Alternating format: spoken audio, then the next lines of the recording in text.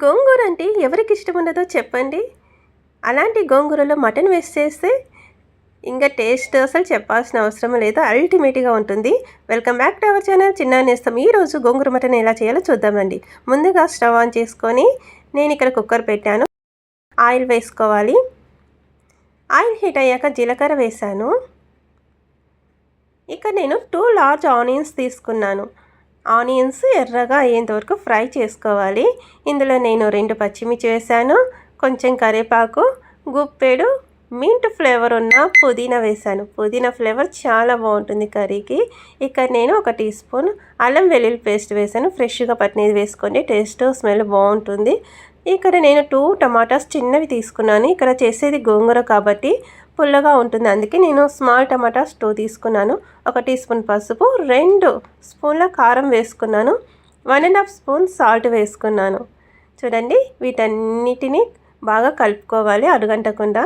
ఇందులో ఫ్రెష్గా కడిగిన మటన్ వేసుకోవాలి. ఇక్కడ నేను 1/2 కేజీ మటన్ తీసుకున్నాను. మటన్ని శుభ్రంగా కడిగి ఇందులో వేసుకొని ఆ ఉప్పు, కారం, పసుపు మటన్కి బాగా పట్టేటట్టుగా కలుపుకోవాలి.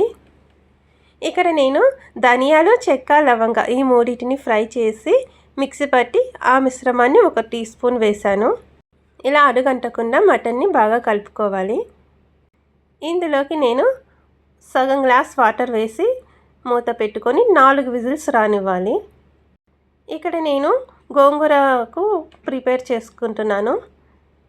కడాయి పెట్టుకొని ఆయిల్ పెట్టుకొని కారానికి తగ్గట్టుగా నేను పచ్చిమిర్చి వేసాను. అందులో 3 కట్టెల గోంగూర తీసుకున్నాను. ఇప్పుడు మూత పెట్టుకొని గోంగూరను మెత్తగా అయ్యేంత వరకు ఉడికించుకోవాలి. ఇక్కడ 4 విజిల్స్ తర్వాత చూడండి, మటన్ అయితే ఉడికిపోయింది. మటన్ అనేది బాగా ఉడికింది. ఇప్పుడు సాల్ట్ సరిపోయిందో లేదో ఒకసారి చెక్ చేసుకున్నాను. ఇప్పుడు మటన్ ఒక 5 నిమిషాలు ఉడికించుకున్న తర్వాత ఇందులో మటన్ మసాలా వేసుకోవాలి. నేను 1 స్పూన్ మటన్ మసాలా వేసాను. ఇప్పుడు వాటన్నిటిని బాగా కలుపుకోవాలి. ఇక్కడ మనము గోంగూర ఎలా ఉందో చూద్దాం రండి.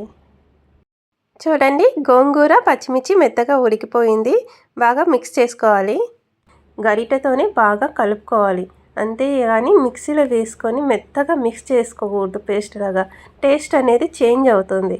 ఇలా కడాయిలోని గరిటెతో బాగా మెత్తగా స్మాష్ చేసుకొని మటన్లో వేసుకోవాలి. దీనివల్ల టేస్ట్ బాగుంటుంది. ప్లస్ మనకు గోంగూర పచ్చడి తింటున్న ఫీల్ వస్తుంది, అంతేగాని పేస్ట్ వేస్తే ఆ ఫీల్ అనేది రాదు. చూడండి, ఈ మిశ్రమాన్ని మొత్తం మటన్లోకి వేసుకొని ఒకసారి కలుపుకోవాలి. ఇలా చూడండి, ఎంత బాగుందో కదా. పేస్ట్ వేస్తే ఇలా ఉండదు, థిక్గా ఉంటుంది. ఇలా పచ్చడి తిన్న ఫీల్ అయితే రాదు. 5 నిమిషాలు ఇలా ఉడికించుకోవాలి, ఆయిల్ బయటకు వచ్చేంత వరకు. చూడండి, గోంగూర మటన్ అయితే రెడీ అయిపోయింది.